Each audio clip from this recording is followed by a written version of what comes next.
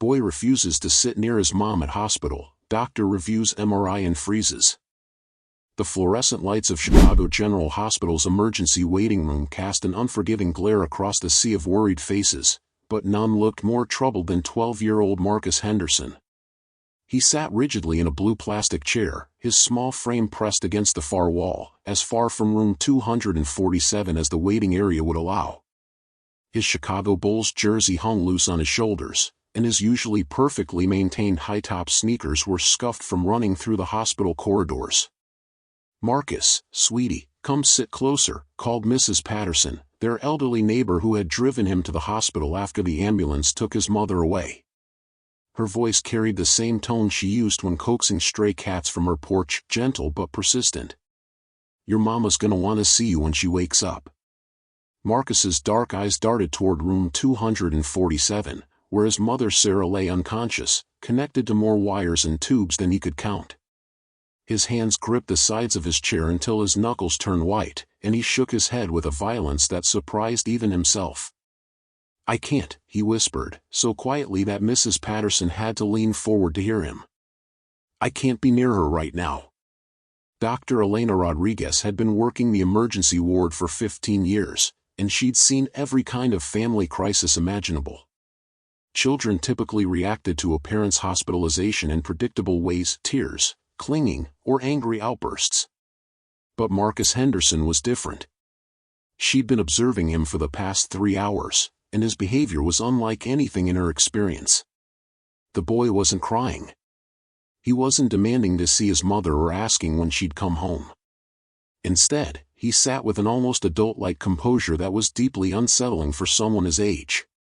His eyes held a knowledge that seemed far too heavy for a 12-year-old to carry. "Mrs. Patterson," Dr. Rodriguez approached the elderly woman, her voice low and professional. "I'm Dr. Rodriguez, your neighbor's attending physician. Can you tell me about Marcus's relationship with his mother?" Mrs. Patterson's weathered face creased with concern as she glanced at the boy. "Oh, doctor, those two are thick as thieves.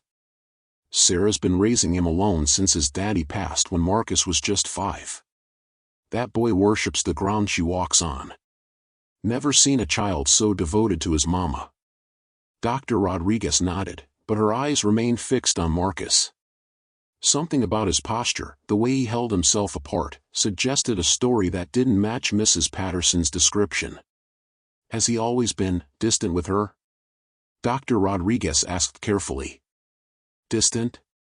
Mrs. Patterson laughed, a sound that seemed inappropriate in a sterile hospital environment.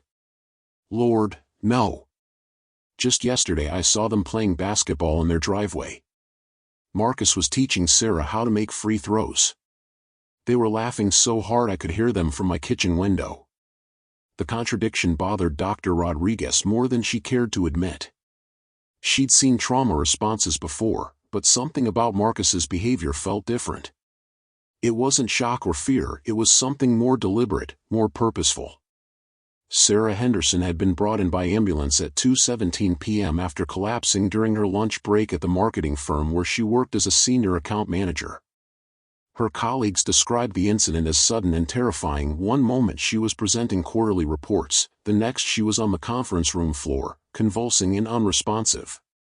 The paramedics had found her vitals stable but her consciousness severely altered. She'd mumbled incoherently during the ambulance ride, speaking in fragments about the noise and making it stop. When they'd asked her standard questions, her name, the date, where she was, her answers had been confused and disjointed. Now, 3 hours later, Sarah lay in room 247 with a preliminary diagnosis of possible seizure disorder, though her blood work and initial brain scans had come back frustratingly normal. Dr. Rodriguez had ordered a more comprehensive MRI, but the results wouldn't be available until morning. "Marcus," Dr. Rodriguez approached the boy directly, pulling up a chair beside him but maintaining a respectful distance. "I'm Dr. Rodriguez. I'm taking care of your mom. Would you like to talk about what happened today?" Marcus's eyes met hers for the first time, and Dr. Rodriguez felt a chill run down her spine. The boy's gaze was intense, almost calculating, as if he were weighing her words against some internal measurement she couldn't understand.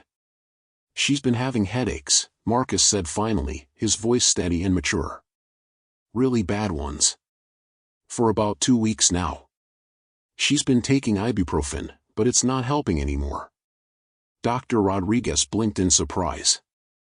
Sarah's medical history showed no recent visits to any physician, and she'd listed no current medications on her intake form.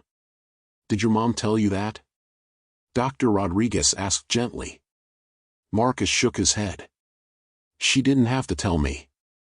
I could see it. The way she'd rub her temples when she thought I wasn't looking. How she'd close her eyes real tight when the microwave beeped. She's been drinking more coffee than usual, trying to stay alert, but it's making the headaches worse. The specificity of his observations struck Dr. Rodriguez as unusual. Most children Marcus's age wouldn't notice such subtle changes in their parents' behavior, let alone understand the connection between caffeine and headache patterns. You're very observant, Dr. Rodriguez said carefully. Has your mom been seeing a doctor about these headaches? No, Marcus replied, and for the first time, emotion crept into his voice. She keeps saying she's fine, that it's just stress from work. But it's not stress, Dr. Rodriguez. It's something else.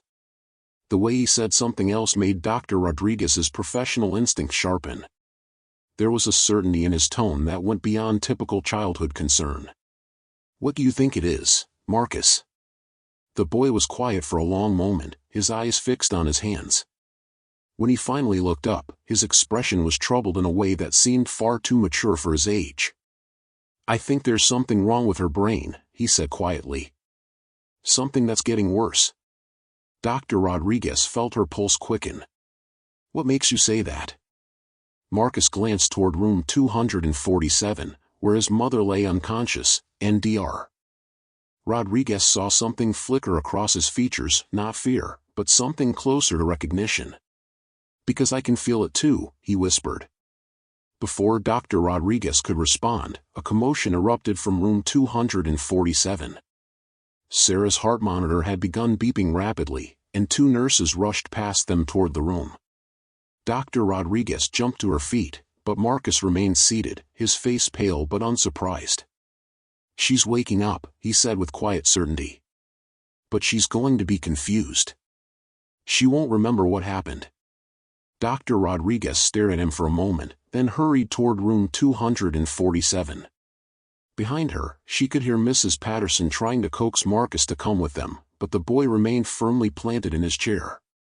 Inside the room, Sarah Henderson was indeed waking up, her eyes fluttering open as she struggled against the oxygen mask covering her face. Her movements were disoriented, and she seemed unable to focus on the faces surrounding her. Sarah, can you hear me? Dr. Rodriguez asked, checking her pupils with a penlight. You're in the hospital. You had some kind of episode at work. Sarah's eyes darted around the room frantically, and she tried to speak around the oxygen mask. Dr. Rodriguez gently removed it, and Sarah's first words were barely audible. Where's Marcus? He's right outside, honey, Mrs. Patterson said, appearing at Sarah's bedside. He's been here the whole time. Sarah tried to sit up, but Dr. Rodriguez gently pressed her back against the pillows. Easy, Sarah. You need to rest. We're running some tests to figure out what happened. I don't remember, Sarah said, her voice growing stronger but still confused. I was at work, and then, nothing. Did I fall? Did I hit my head? Dr. Rodriguez exchanged glances with the attending nurse. Sarah's memory of the event was exactly as Marcus had predicted, completely absent. You had what appears to be a seizure, Dr. Rodriguez explained. Your colleagues called an ambulance. Do you remember having any symptoms before it happened? Headaches, dizziness, anything unusual? Sarah frowned, pressing her fingers to her temples. I've been tired lately. Work's been stressful. But nothing like this. Dr. Rodriguez noticed that Sarah didn't mention the headaches Marcus had described so specifically. Either the boy had been mistaken, or Sarah was unconsciously minimizing her symptoms. Sarah, I'd like Marcus to come in and see you, Dr. Rodriguez said. He's been very worried. Of course, Sarah said immediately, trying again to sit up. Where is he? Why isn't he here? Dr. Rodriguez didn't answer directly. Instead, she stepped out into the waiting area, where Marcus remained in his chair, now rocking slightly back and forth.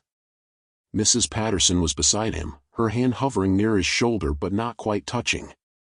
Marcus, your mom is awake, Dr. Rodriguez said. She's asking for you. The boy's rocking stopped abruptly. He looked toward room 247, and Dr. Rodriguez could see the internal struggle playing out across his young features. Is she herself? He asked. The question was so specific, so loaded with implication, that Dr. Rodriguez felt another chill of unease. What do you mean? Marcus stood up slowly, his movements careful and deliberate. Does she remember who she is? Does she know where she is? Yes, Marcus. She knows who she is, and she knows she's in the hospital. She's asking for you. Marcus nodded, but he didn't move toward the room. Instead, he walked to the large window that overlooked the hospital's parking lot. Outside, the Chicago skyline was painted in the golden hues of late afternoon, and the traffic on Lake Shore Drive moved in its usual chaotic patterns. Mom doesn't remember the headaches, Marcus said without turning around. She doesn't remember telling me about the weird dreams she's been having, or how she's been waking up in the middle of the night not knowing where she was for a few seconds. Dr. Rodriguez felt her breath catch. Did your mom tell you about these things? Marcus finally turned around, and the look in his eyes was so intense, so knowing, that Dr. Rodriguez had to resist the urge to step backward. She didn't have to tell me, Dr. Rodriguez, he said quietly. I already knew. The implications of his words hung in the air between them like a challenge. Dr. Rodriguez opened her mouth to ask the obvious question, how could he possibly know such intimate details about his mother's symptoms without being told, but Marcus was already walking past her toward room 247. I'll see her now, he said.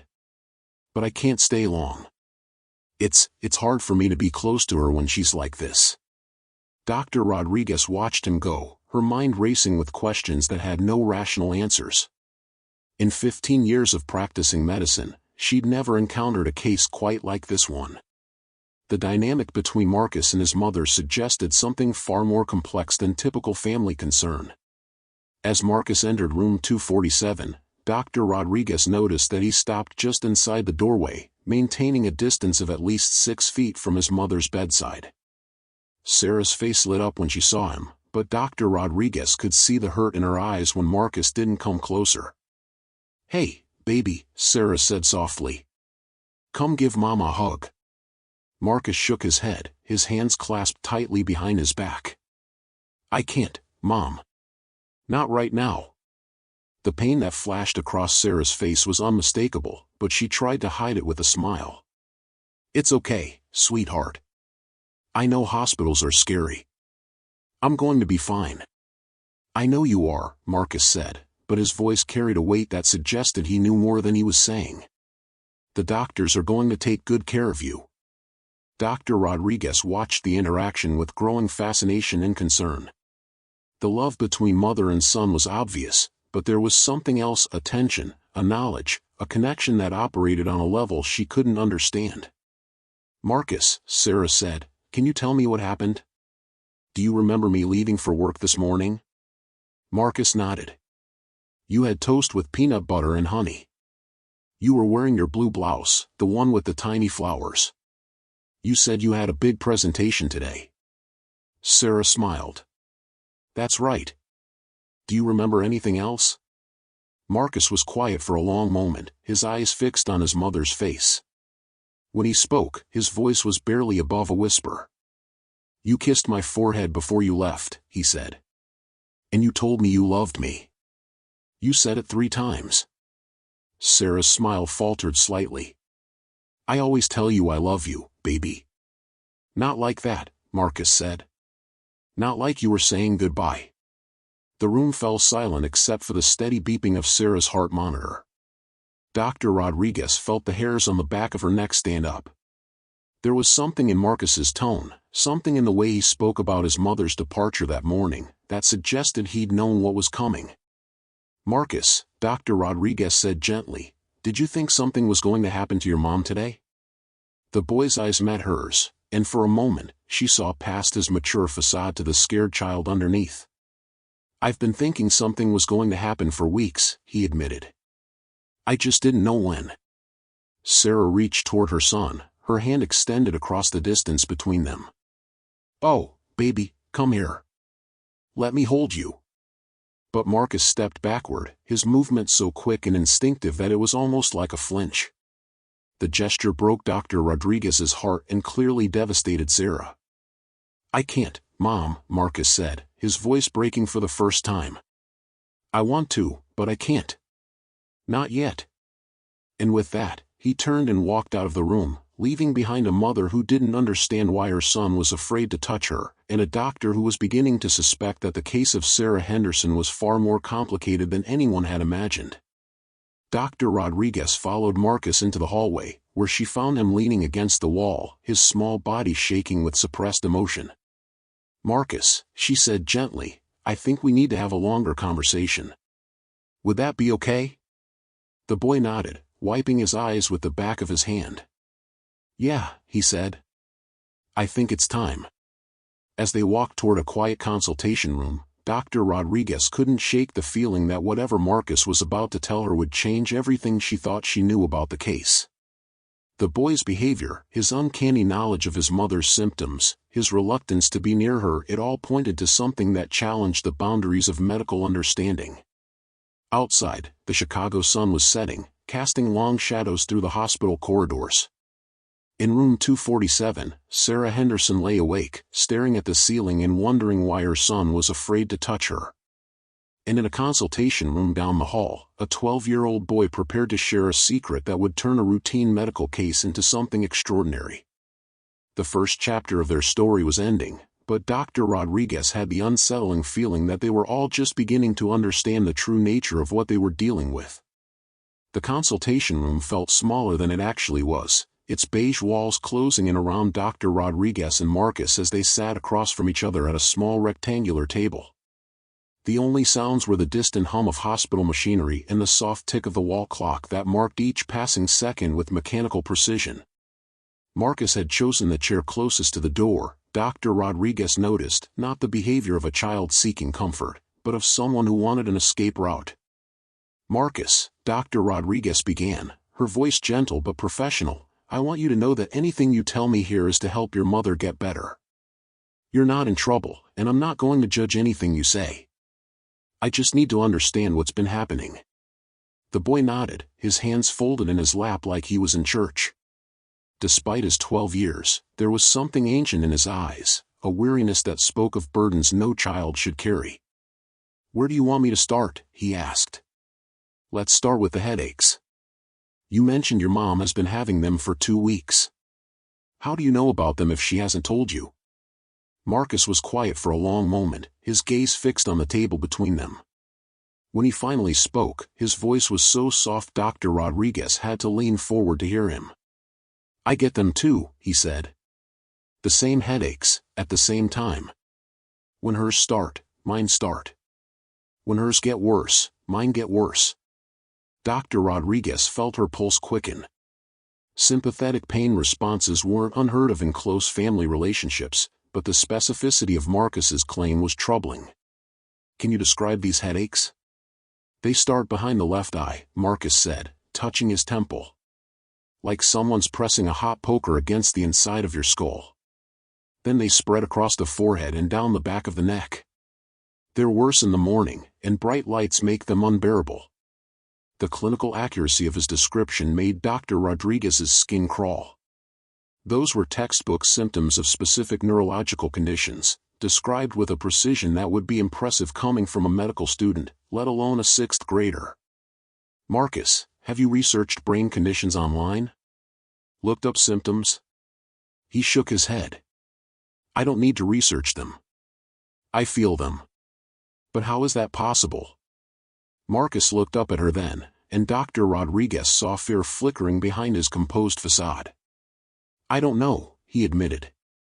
But it's been happening for as long as I can remember. When Mom gets sick, I get sick.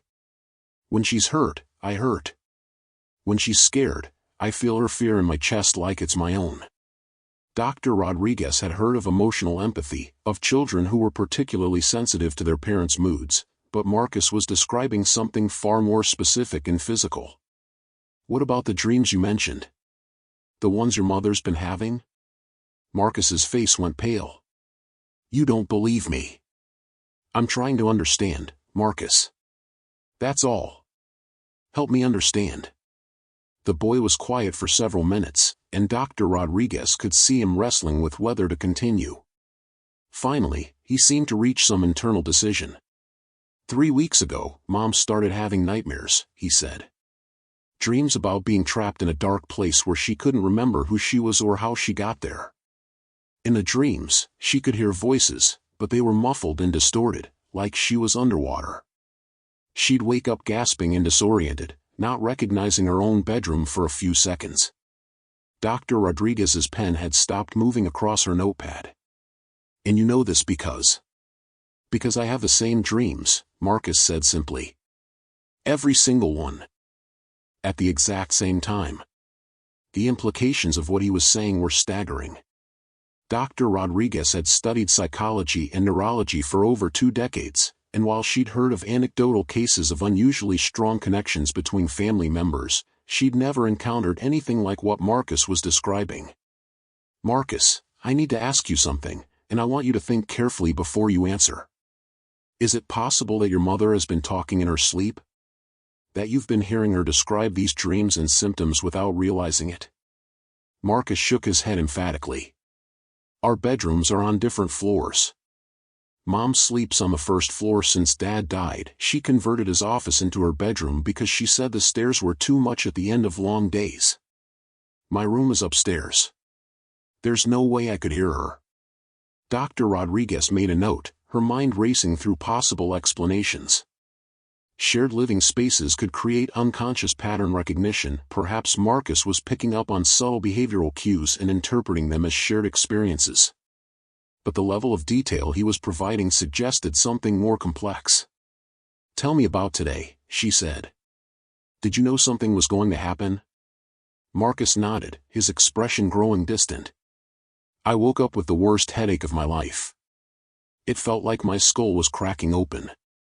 But it wasn't just pain, there was something else. A feeling like static electricity in my brain.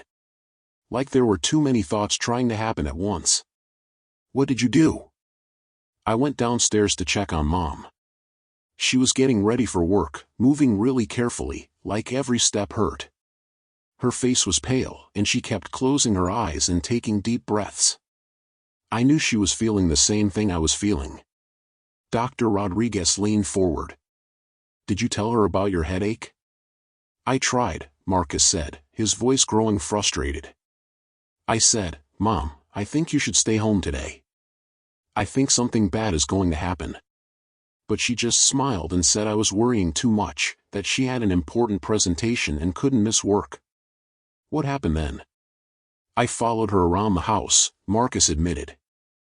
I kept trying to convince her to stay home, but she thought I was just being clingy. When she left for work, I knew I wouldn't see her again today. Not like herself, anyway. The specificity of his premonition was deeply unsettling. Dr. Rodriguez had seen anxiety manifest in many ways, but Marcus's behavior suggested knowledge rather than worry. Marcus, when your mother had her episode at work, where were you? At school. In Mr. Peterson's math class. Marcus's voice grew quiet. At exactly 2:17, I felt like someone had hit me with a baseball bat. The headache exploded into something I'd never felt before, and then everything went white. I couldn't see, couldn't think, couldn't breathe. I fell out of my chair and started shaking. Dr. Rodriguez's pen froze. Sarah Henderson had collapsed at 2:17 p.m. The timing was too precise to be coincidental. What happened next? The school nurse came, and they called Mom's work to have her pick me up. That's when they found out she was already on her way to the hospital. Marcus looked up at Dr. Rodriguez with eyes that held too much knowledge. I already knew, though. I could feel that she wasn't herself anymore. Dr. Rodriguez set down her pen and studied the boy across from her. Everything he was telling her challenged the boundaries of medical understanding, but his sincerity was undeniable.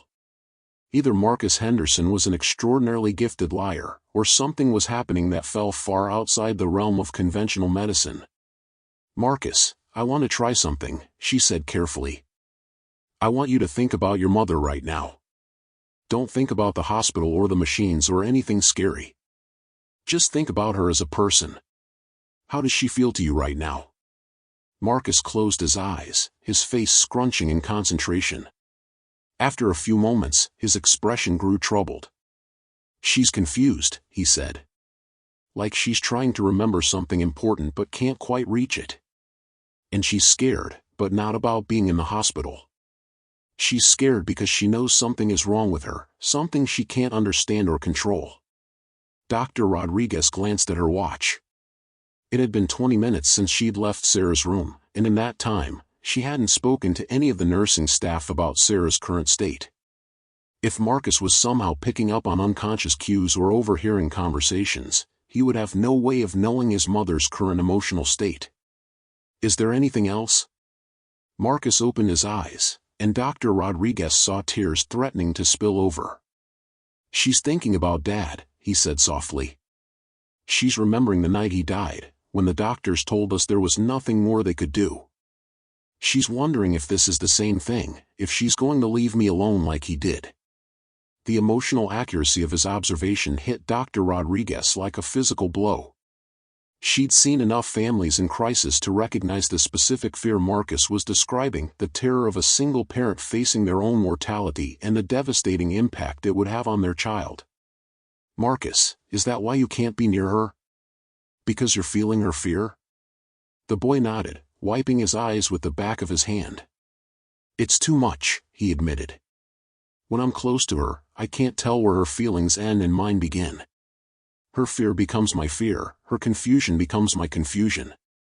It's like drowning in someone else's emotions. Dr. Rodriguez felt a chill of understanding. If Marcus was somehow genuinely connected to his mother's neurological state, being near her during a medical crisis would be overwhelming for a child. The physical and emotional distance he was maintaining wasn't rejection, it was self-preservation. Has this connection always been this strong? It's gotten worse since Dad died, Marcus said. After the funeral, it was like Mom and I became. I don't know how to explain it. More connected. Like we were sharing the same emotional space. Dr. Rodriguez made careful notes, trying to document what might be the most unusual case of her career. The psychological literature contained references to heightened emotional bonds following shared trauma, but nothing that approached what Marcus was describing. Marcus, I need to ask you about something else. Earlier, you seemed to predict that your mother would wake up confused and wouldn't remember her collapse. How did you know that? The boy's expression grew uncomfortable. Because that's what happens when the episodes are bad. The really intense headaches, the ones that make her feel like her brain is on fire, afterward, she can't remember them. It's like her mind protects itself by erasing the worst parts. How many episodes has she had? 3, Marcus said immediately. The first one was 2 weeks ago. She was making dinner and suddenly grabbed the counter like she was going to fall. Her eyes went unfocused, and she stood there for maybe 30 seconds not responding when I called her name. When it passed, she didn't remember it happening.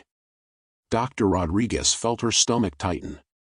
Episodes of altered consciousness with subsequent memory loss were serious neurological red flags. What about the second episode?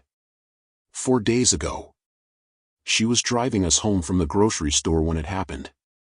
1 minute she was talking about what we were going to make for dinner, and the next minute she was staring straight ahead with her hands frozen on the steering wheel.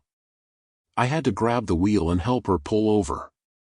The image of a 12-year-old boy taking control of a moving vehicle to prevent an accident was terrifying. Dr. Rodriguez realized that Marcus had been living with the fear of his mother's condition for weeks, carrying a burden that would be overwhelming for most adults. Did you tell anyone about these episodes? Marcus shook his head. Mom made me promise not to. She said people wouldn't understand, that they might try to take me away from her if they thought she couldn't take care of me. She said she was going to see a doctor, but she never did. Dr. Rodriguez understood Sarah's fear, but the reality was that her condition was progressing, and Marcus had been placed in the impossible position of being his mother's caregiver and secret keeper. Marcus, you said you felt the headaches and dreams, but did you also experience the episodes of altered consciousness? The boy nodded reluctantly. During the first episode, I was upstairs doing homework when I suddenly felt like I was floating outside my own body. I could see myself sitting at my desk, but I couldn't control my movements or thoughts. It lasted about 30 seconds, exactly as long as Mom's episode. Dr. Rodriguez's clinical training was warring with what she was hearing. The medical part of her mind insisted that what Marcus was describing was impossible, but the human part of her recognized the sincerity in his voice and the genuine distress in his eyes. What about the driving incident? I felt it coming, Marcus said. About 10 seconds before Mom's episode started, I got this weird sensation, like my brain was being pulled in two different directions. That's when I realized what was happening and got ready to help with the steering wheel. Dr. Rodriguez set down her pen and looked directly at Marcus. I'm going to ask you something very important, and I need you to be completely honest with me. Is there any possibility that you're somehow causing these episodes? That your connection to your mother is triggering her symptoms? The question hung in the air between them like an accusation. Marcus's face went through a series of emotions: shock, consideration, and finally, devastating self-doubt. I've wondered about that, he admitted quietly. Sometimes I think maybe if I stayed away from her, if I didn't care so much, maybe she'd be okay. But then I remember that the connection has always been there, even when we were both healthy and happy. Dr. Rodriguez reached across the table and placed her hand gently on Marcus's. It was the first time she'd seen him allow physical contact since arriving at the hospital. Marcus, I don't think you're causing your mother's illness. From what you've described, it sounds like you're both experiencing the effects of something medical, something that can be diagnosed and treated. But I need to understand more about this connection between you. Marcus looked down at their joined hands, and Dr. Rodriguez could see him struggling with whether to reveal something else. There's more, he said finally. Something I haven't told you. Dr. Rodriguez waited, giving him space to find his words. Sometimes, when the connection is really strong, I can see things through her eyes, Marcus said, his voice barely above a whisper. During her episodes, I experience what she experiences. The confusion, the disorientation, the feeling of being lost in her own mind.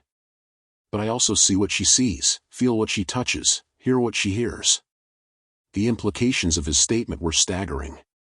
Dr. Rodriguez had studied cases of claimed telepathic connections, but they were always anecdotal and impossible to verify. What Marcus was describing went beyond empathy or intuition into territory that challenged the fundamental understanding of how consciousness worked. Marcus, are you experiencing this connection right now? The boy closed his eyes and concentrated. After a moment, his expression grew peaceful. She's sleeping, he said. Really sleeping, not the unconscious state she was in earlier. Her dreams are quiet now, just normal sleep dreams about everyday things. The headache is almost gone. Dr. Rodriguez glanced at her watch and made a mental note to check on Sarah when they finished their conversation. If Marcus's assessment was accurate, it would provide another data point in what was becoming an impossible case. Is there anything else you can tell me about this connection? Anything that might help me understand what's happening to your mother? Marcus opened his eyes and looked directly at her. Dr. Rodriguez, my mom is getting sicker. The episodes are getting stronger and more frequent. Whatever is happening to her brain, it's progressive. And I think... He paused, his voice breaking slightly, I think it's happening to me too. The weight of his words settled over them like a heavy blanket. Dr. Rodriguez realized that she wasn't just dealing with one patient, but potentially two, a mother and son whose neurological conditions were somehow intertwined in ways that defied medical explanation. Marcus, I want you to know that we're going to figure this out, she said with more confidence than she felt. I'm going to run every test available, consult with specialists, and do whatever it takes to help both you and your mother. Marcus nodded, but his expression remained troubled.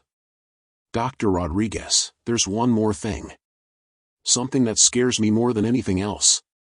What is it? The connection isn't just getting stronger, he said quietly.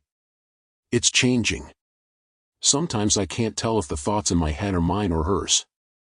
Sometimes I look in the mirror and for just a second, I see her face instead of mine. I'm scared that whatever is happening to Mom's brain is going to make us. I don't know how to say this, make us into the same person. Dr. Rodriguez felt a chill run down her spine. The concept of merged consciousness was the stuff of science fiction, but Marcus's fear was real and immediate. Whatever was happening to the Henderson family, it was accelerating, and she was running out of time to find answers. Marcus, I promise you that won't happen, she said, though she wasn't sure she believed her own words. We're going to get to the bottom of this, and we're going to keep you and your mother safe. As they prepared to leave the consultation room, Dr. Rodriguez's mind was racing with possibilities, none of them comforting. She needed to review Sarah's MRI results as soon as they were ready, consult with neurological specialists, and potentially consider psychological evaluations for both mother and son. But first, she needed to check on Sarah Henderson and see if Marcus's assessment of her current condition was as accurate as everything else he'd told her. The hallway outside the consultation room seemed different somehow, charged with the weight of what she'd just learned. Dr. Rodriguez had entered that room with a routine case of possible seizure disorder. She was leaving with something that challenged everything she thought she knew about the human brain and the connections between people who love each other. As they walked back toward room 247, Marcus suddenly stopped and turned to her. Dr. Rodriguez, when you see the MRI results, you're going to find something that doesn't make sense. Something that should be impossible. What do you mean? Marcus's eyes held that ancient sadness again. You'll see, he said simply. And when you do, you'll understand why I can't be close to her right now. Dr. Rodriguez's pager buzzed at 6:47 a.m., pulling her from the restless sleep she'd managed to catch in the on-call room. The message was brief but urgent: Henderson MRI results available. Need immediate consultation. Dr. Kim, radiology. She'd been dreading this moment since her conversation with Marcus the previous evening. The boy's final words had echoed in her mind throughout the night: you're going to find something that doesn't make sense. Now, walking through the quiet pre-dawn corridors of Chicago General, she felt like she was approaching a door she wasn't ready to open. The radiology department was nearly empty at this early hour, just the skeleton crew that kept the hospital's diagnostic machinery running around the clock. Dr. James Kim, the chief radiologist, was waiting for her in the reading room, his usually composed demeanor replaced by something that looked like barely controlled amazement. Elena, he said without preamble, in 30 years of reading brain scans, I've never seen anything like this. Dr. Rodriguez settled into the chair beside him, her coffee growing cold as Dr. Kim pulled up Sarah Henderson's MRI on the large monitor. The black and white images of her brain appeared in cross-section, layer by layer, revealing the intricate architecture of human consciousness. Start with the basics, Dr. Rodriguez said, though she could already see that something was profoundly wrong with the scan. Patient is a 34-year-old female presenting with seizure-like episodes and altered consciousness, Dr. Kim began, falling into the familiar rhythm of clinical presentation. Standard brain MRI with contrast, multiple sequences including T1, T2, FLAIR, and DWI. He clicked through the first few images, and Dr. Rodriguez saw what appeared to be a normal brain. The familiar structures were all present and accounted for: the cerebral cortex, the hippocampus, the brainstem, all the essential components that made thought and memory and emotion possible. Everything looks normal in the initial sequences, Dr. Kim continued. No obvious tumors, no signs of stroke, no structural abnormalities. If I'd stopped here, I would have signed off on a completely normal study. But you didn't stop there. No. Dr. Kim's voice grew quieter. I ran the advanced sequences because of the unusual presentation. Look at this.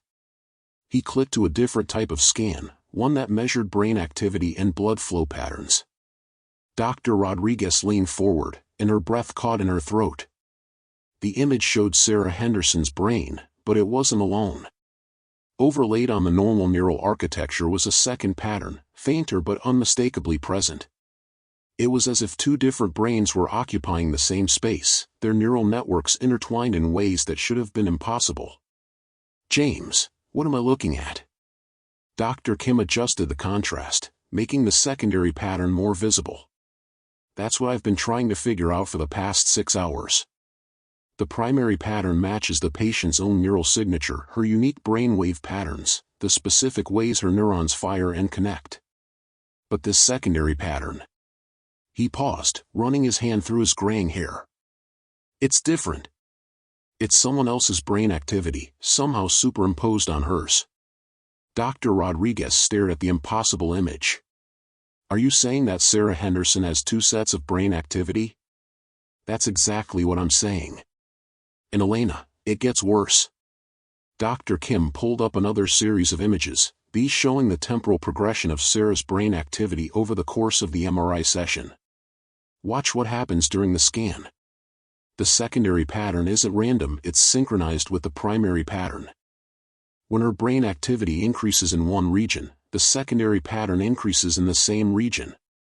When it decreases, they both decrease together.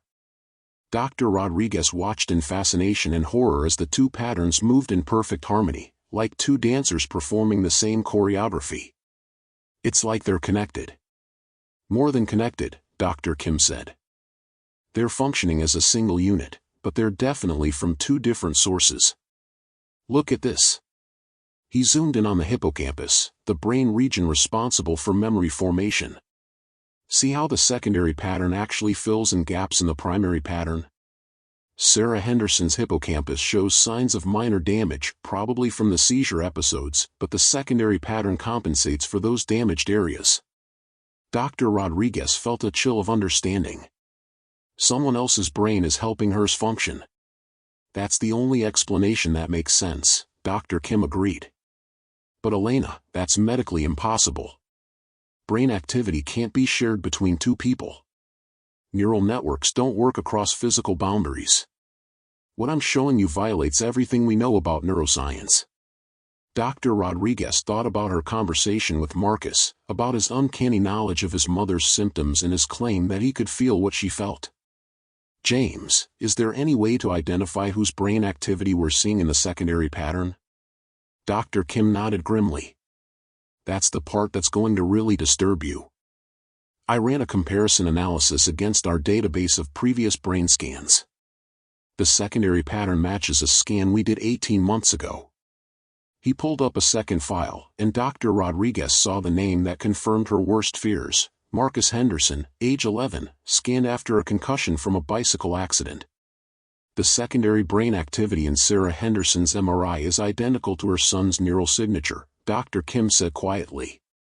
Somehow, Marcus Henderson's brain is functioning inside his mother's skull. Dr. Rodriguez stared at the evidence in front of her, her scientific training warring with the impossible reality of what she was seeing. James, this can't be right. Run the analysis again. I've run it 6 times, Dr. Kim replied. The match is perfect. Neural signatures are like fingerprints, they're unique to each individual. There's no doubt that what we're seeing is Marcus Henderson's brain activity overlaid on his mother's. Dr. Rodriguez's mind raced through possible explanations, but each one seemed more impossible than the last. Could there be some kind of equipment malfunction? Cross-contamination between scans? Dr. Kim shook his head. I thought of that too. I've tested every piece of equipment, verified the scan sequences, and double-checked our protocols. The equipment is functioning perfectly, and Sarah Henderson was the only patient scanned on that machine yesterday. Then how do you explain this? I can't, Dr. Kim admitted. What I can tell you is that Sarah Henderson's brain is showing unprecedented neural activity. The combination of her own neural patterns and what appears to be her son's is creating a level of brain function that's off the charts. Her cognitive capacity should be extraordinary right now. Dr. Rodriguez thought about Sarah's confusion and memory loss. But she's not showing enhanced cognitive function. If anything, she seems impaired. That's what's so disturbing, Dr. Kim said. The brain activity suggests she should be functioning at genius levels, but clinically she's showing signs of cognitive decline. It's like her brain is being overwhelmed by too much neural input. Dr. Rodriguez felt pieces of an impossible puzzle beginning to fall into place. What if the secondary brain activity isn't enhancing her function? What if it's interfering with it? Dr. Kim considered this. You mean like two radio stations broadcasting on the same frequency? Exactly. Marcus told me he sometimes can't tell where his thoughts end and his mother's begin. What if they're literally sharing consciousness, but their brains aren't equipped to handle that kind of connection? Dr. Kim pulled up another series of images. Look at this, the scans show that the secondary neural pattern is becoming stronger over time. In the early images, it's barely detectable. By the end of the scan session, it's almost as prominent as the primary pattern. The connection is growing stronger, Dr. Rodriguez murmured, remembering Marcus's fear that he and his mother were becoming the same person. Elena, there's something else. Something that might explain how this is possible. Dr. Kim's voice grew hesitant. I ran a genetic analysis on Sarah Henderson's blood work. There are some unusual markers that suggest a rare neurological condition. What kind of condition? It's called familial neuroplasticity syndrome. It's so rare that there are only about 50 documented cases worldwide. It's a genetic condition that affects how neural pathways develop and connect. Dr. Rodriguez had heard of the condition but had never seen a case. Doesn't that usually cause severe developmental disabilities? In most cases, yes. But there's a subset of patients where the condition manifests differently. Instead of impairing neural development, it creates hyperconnected neural networks. Patients with this variant often show enhanced empathy, heightened intuition, and in very rare cases. He paused. What? Documented cases of shared consciousness between family members. Dr. Rodriguez felt the world shift beneath her feet. You're telling me that what Marcus described, feeling his mother's pain, sharing her symptoms, experiencing her emotions, that's actually possible? According to the literature, yes. But Elena, every documented case has ended the same way. The shared consciousness becomes too intense for the human brain to handle. The affected individuals either suffer complete psychological breakdown or what? Dr. Kim's voice was barely above a whisper. Or they die. The human brain isn't designed to process two sets of consciousness simultaneously. Eventually, the neural networks become so intertwined that they can't function independently. Dr. Rodriguez stared at the brain scans, seeing them now not as medical curiosities but as evidence of a family tragedy in progress. How long do they usually have? Based on the documented cases? Once the shared consciousness becomes strong enough to show up on brain scans, patients typically have weeks to months before complete neural integration occurs. Dr. Rodriguez thought about Marcus, about his fear and his mature understanding of what was happening to him and his mother. Is there any treatment? Dr. Kim shook his head. The condition is too rare, and the progression too rapid. Most cases aren't diagnosed until it's too late. The few attempts at treatment have involved trying to suppress the neural connections with medication, but the results have been unsuccessful. Unsuccessful how? The medications that suppress the shared neural activity also suppress normal brain function. Patients become catatonic. It's like trying to separate conjoined twins by cutting them in half. Dr. Rodriguez felt a wave of despair wash over her. She was looking at a death sentence for both Sarah and Marcus Henderson, a condition so rare and so poorly understood that modern medicine had no answers. James, I need copies of everything. Every scan, every analysis, all the comparative data. And I need you to schedule immediate MRI scans for Marcus Henderson. The boy? Elena, he's 12 years old. The radiation exposure will be the least of our concerns if I'm right about what's happening, Dr. Rodriguez interrupted. If Marcus is showing the same neural patterns as his mother, we need to know how advanced his condition is. Dr. Kim nodded reluctantly. I'll schedule him for this afternoon. But Elena, what are you going to tell them? How do you explain something like this to a family? Dr. Rodriguez gathered the printed scans and diagnostic reports, her mind already working through the impossible conversation she was going to have with Sarah and Marcus Henderson. I'm going to tell them the truth, she said. And then I'm going to figure out how to save them. As she left the radiology department, Dr. Rodriguez's pager buzzed again. This time the message was from the nursing station, Sarah Henderson asking for son. Won't eat or take medications until she sees him. Patient becoming agitated. Dr. Rodriguez quickened her pace toward the elevator. The situation was deteriorating faster than she'd anticipated, and she was running out of time to find answers. The brain scans had confirmed Marcus's impossible claims, but they'd also revealed the terrifying truth about what was happening to the Henderson family. She found Marcus in the waiting room where she'd left him the night before, curled up in the same chair, Mrs. Patterson asleep in the seat beside him. The boy looked up as she approached, and Dr. Rodriguez saw in his eyes that he already knew what she'd discovered. You saw the scans, he said quietly. Yes, Dr. Rodriguez replied, sitting down beside him. Marcus, we need to talk. The boy nodded, his expression far too mature for his age. I know. And Dr. Rodriguez? I think it's getting worse. I can feel Mom's thoughts more clearly now. Her memories are starting to feel like my memories. Dr. Rodriguez's heart sank. The neural integration was accelerating, just as the medical literature had predicted. She had very little time to find a solution, and even less time to prepare a 12-year-old boy for the reality of his situation. Marcus, I'm going to need you to be very brave, she said gently. What's happening to you and your mother is real, and it's serious. But I want you to know that we're going to fight this together. Marcus looked at her with eyes that held far too much understanding. Dr. Rodriguez, am I going to die? The question hung in the air between them like a challenge to everything Dr. Rodriguez believed about hope and healing and the power of modern medicine. She looked at this remarkable boy, this child who had been carrying an impossible burden with courage beyond his years, and made a decision. Not if I can help it, she said firmly. Marcus, I'm going to ask you to do something very difficult. I need you to help me understand this connection you have with your mother. I need you to be my partner in figuring out how to save both of you. Marcus straightened in his chair, and Dr. Rodriguez saw a flicker of hope in his eyes. What do you need me to do? First, I need you to see your mother. I know it's hard, but she needs you right now. And I need to observe how the connection between you changes when you're together. Marcus nodded, though she could see the fear in his expression.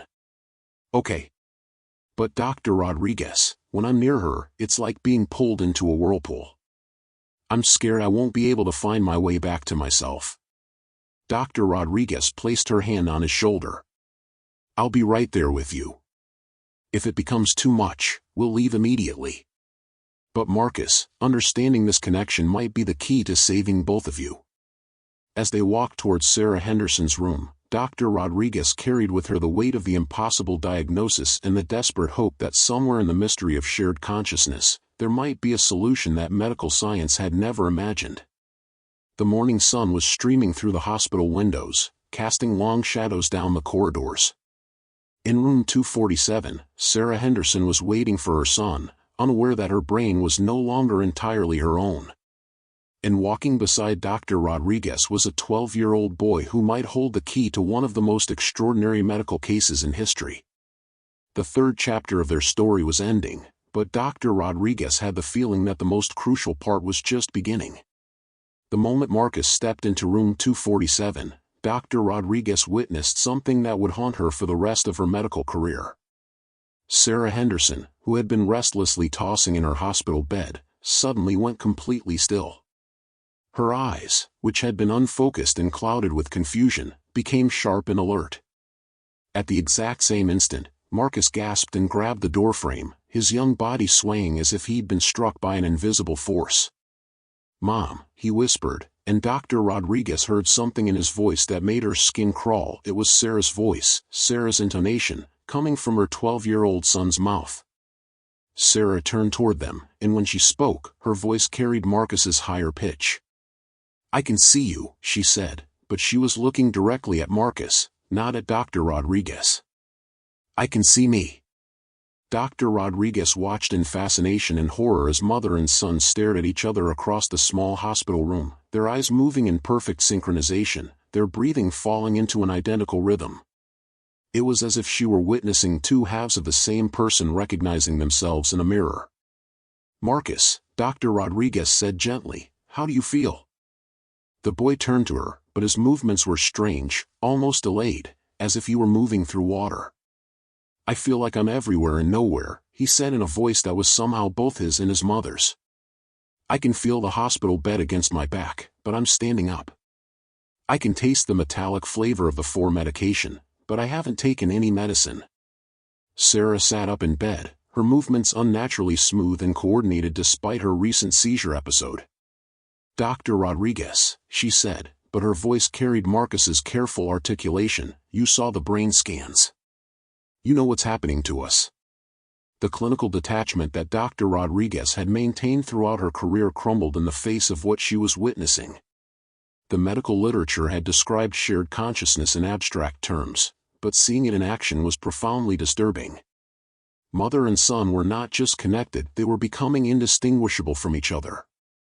"I need you both to sit down," Dr. Rodriguez said, moving quickly to place chairs so that Sarah and Marcus could maintain some physical distance while still being in the same room. "Marcus, I want you to focus on your own thoughts, your own body. Can you do that for me?" Marcus nodded, but his eyes remained fixed on his mother. "It's hard," he admitted. "Her thoughts feel more real than mine right now. I can remember having babies, getting married, starting a career, things that never happened to me." Sarah's face crumpled with distress. "And I can remember learning to ride a bike last summer, starting 6th grade, worrying about whether the kids at school like me. Marcus, I'm so sorry. I'm so sorry this is happening to you." Dr. Rodriguez realized that the connection between them was not just sharing current experiences, they were accessing each other's entire memory banks. Marcus was experiencing his mother's adult memories as if they were his own, while Sarah was reliving her son's childhood through his neural pathways. "Mrs. Henderson, I need to ask you some questions about your family medical history," Dr. Rodriguez said, pulling up a chair between them. "Have there ever been any unusual neurological conditions in your family? Any relatives who experienced unusual connections with each other?" Sarah frowned, her expression flickering between her own confused features and something that looked remarkably like Marcus's thoughtful concentration. "My grandmother," she said slowly. "My mother's mother. She always said she could feel what her twin sister was feeling, even when they were in different states. The family thought she was just being dramatic." "What happened to them?" "They both died young," Sarah said, her voice growing quiet. "In their 30s. My mother said it was some kind of brain condition, but this was back in the 1960s. The doctors didn't know much about neurological disorders then." Dr. Rodriguez felt another piece of the puzzle click into place. "Sarah, I think you and Marcus have inherited a very rare genetic condition. It's called familial neuroplasticity syndrome. In most cases, it causes developmental problems, but in rare instances, it creates enhanced neural connections between family members." Marcus looked up at her with eyes that seemed far too old for his face. "Enhanced connections," he repeated. "Is that what you call it when two people start becoming one person?" The question hit Dr. Rodriguez like a physical blow. "Marcus, that's not what's happening. You and your mother are still separate individuals. Your neural networks are interacting in unusual ways, but you're not losing your individual identities."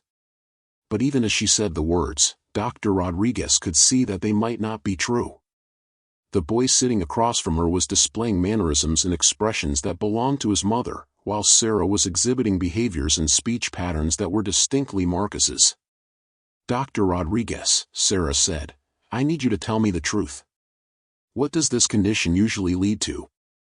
Dr. Rodriguez hesitated. In her experience, hope was often more valuable than harsh truth, but the Henderson family deserved to know what they were facing.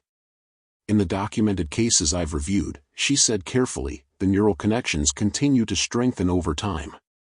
Eventually, the affected individuals have difficulty maintaining separate identities.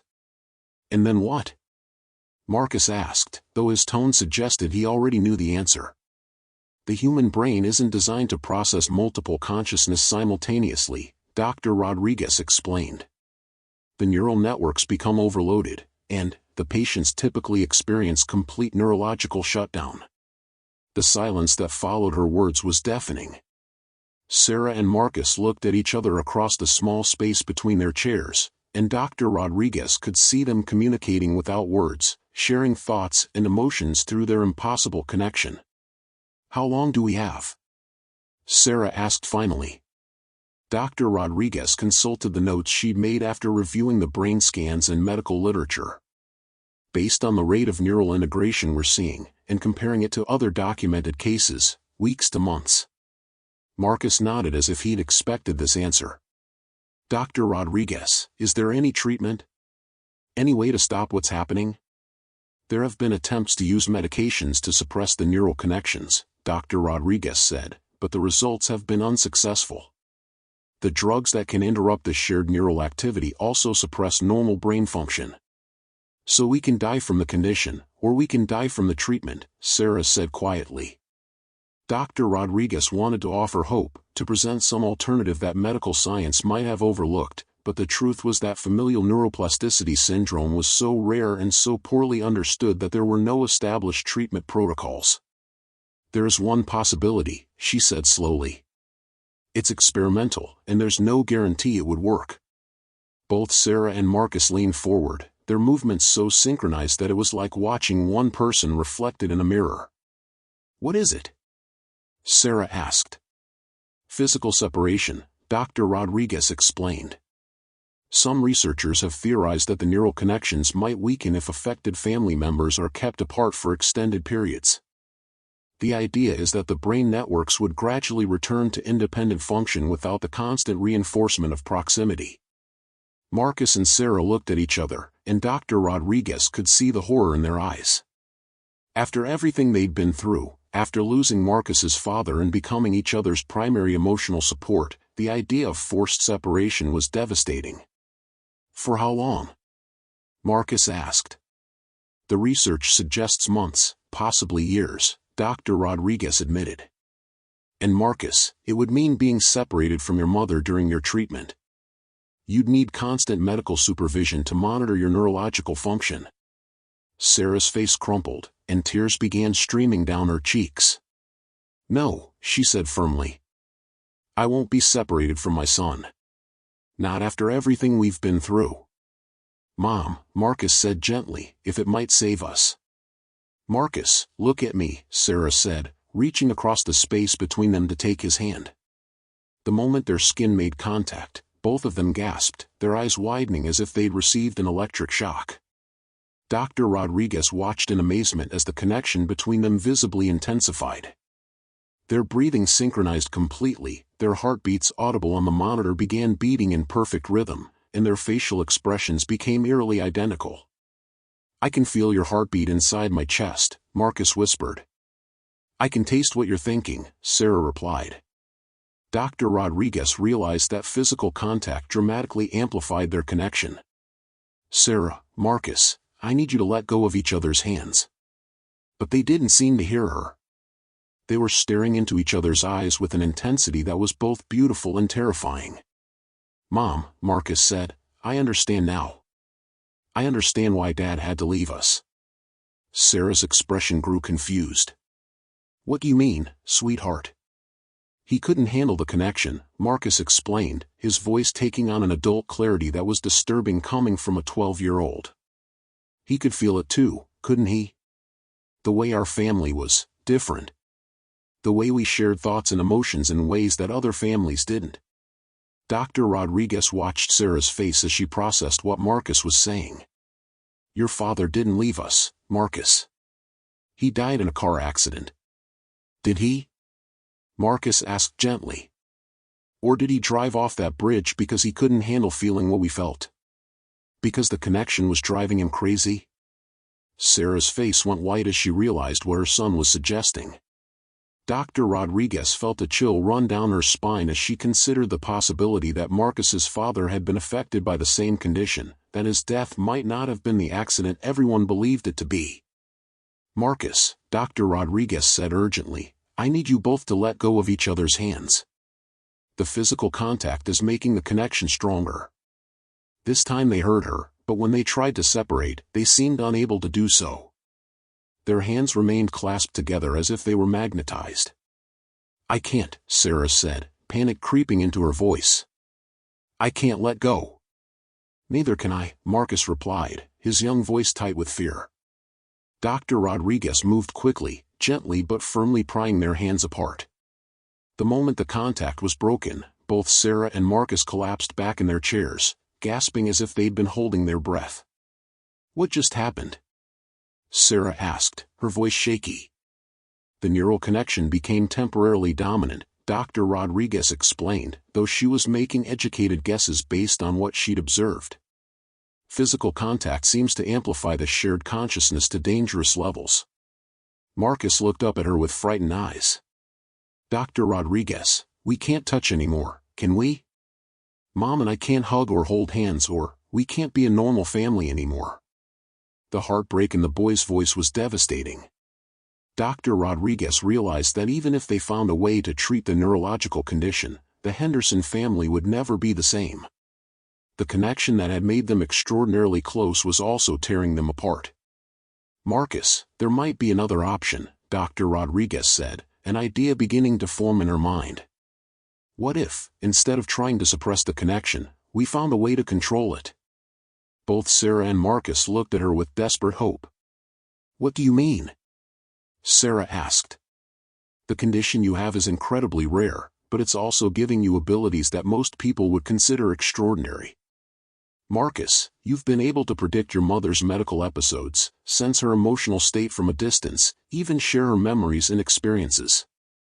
What if we could find a way to harness that connection instead of fighting it?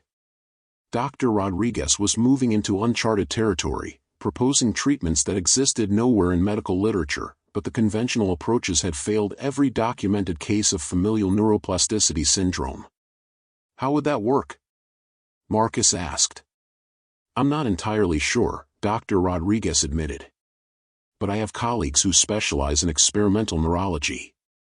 There are researchers working on brain-computer interfaces, scientists studying the nature of consciousness itself. If we could understand exactly how your neural networks are connecting, we might be able to find a way to regulate the intensity of that connection. Sarah leaned forward carefully, making sure not to get too close to Marcus. You're talking about experimental treatment. Something that's never been tried before. Yes, Dr. Rodriguez said. And I won't lie to you, it would be risky. We'd be breaking new ground, trying techniques that might not work. What's the alternative? Marcus asked quietly. Dr. Rodriguez looked at this remarkable boy, this child who had been dealing with an impossible situation with courage and maturity beyond his years. The alternative is that we continue with conventional treatment protocols, which have not been successful in any documented case. Sarah and Marcus looked at each other across the space between them, and Dr. Rodriguez could see them communicating again through their connection, sharing thoughts and fears and hopes without words. Dr. Rodriguez, Sarah said finally, if we agree to experimental treatment, what would that involve? First, we'd need to bring in specialists from around the country. Neurologists, consciousness researchers, experts in rare genetic conditions. We'd need to study your case in detail, run tests that have never been done on patients with your condition. And Marcus would be part of this? Sarah asked. Marcus would be an essential part of this, Dr. Rodriguez confirmed. His experiences and insights might be the key to understanding how to help both of you. Marcus straightened in his chair, and Dr. Rodriguez saw determination replace the fear in his eyes. I want to do it, he said. If there's a chance we can figure this out, if there's a chance other families won't have to go through what we're going through, I want to try. Sarah's eyes filled with tears, but she nodded. "Then we'll try," she said. "Together."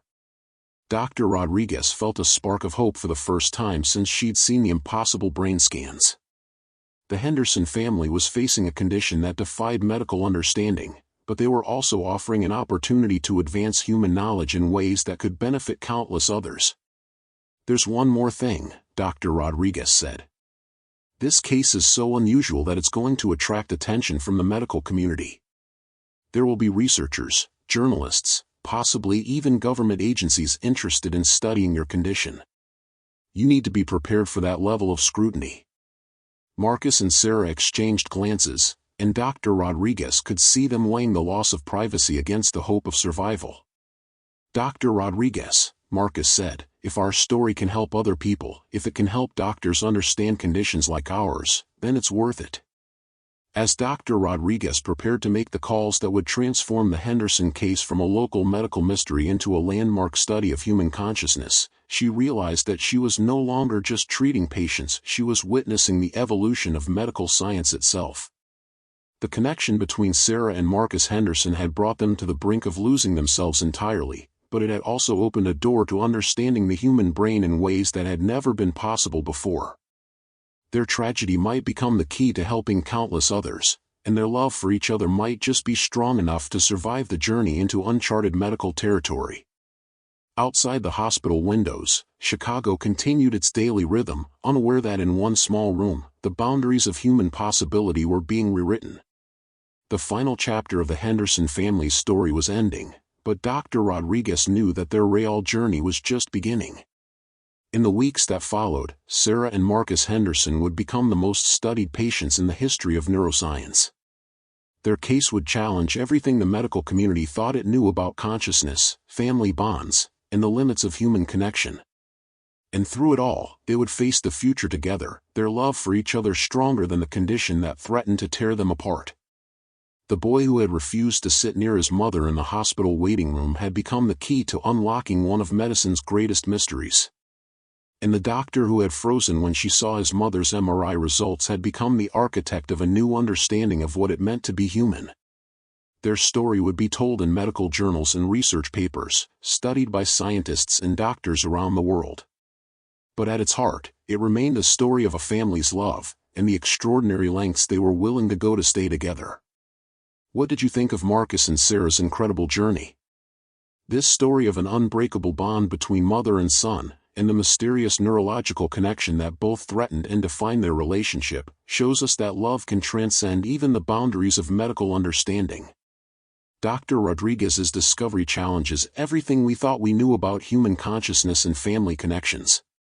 If this story moved you, touched your heart, or made you think about the extraordinary power of love and family bonds, please let us know in the comments below. We'd love to hear your thoughts and reactions. Don't forget to hit that like button if you enjoyed this emotional journey, and make sure to subscribe to our channel for more incredible true stories that will leave you amazed. Your support helps us bring these powerful human stories to life, and we can't wait to share the next unforgettable tale with you.